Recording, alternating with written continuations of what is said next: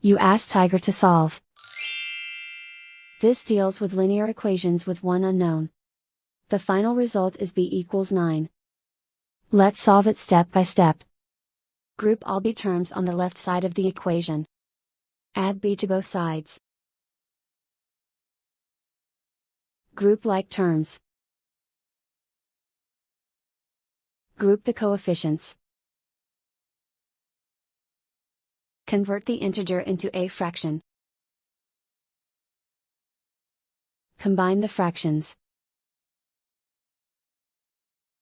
Combine the numerators.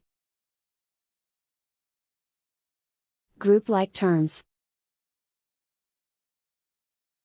Simplify the arithmetic. Group all constants on the right side of the equation. Subtract 5 from both sides. Simplify the arithmetic.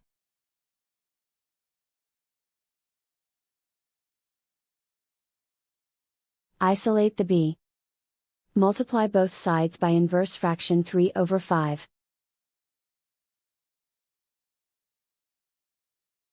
Group like terms. Multiply the coefficients. Simplify the fraction.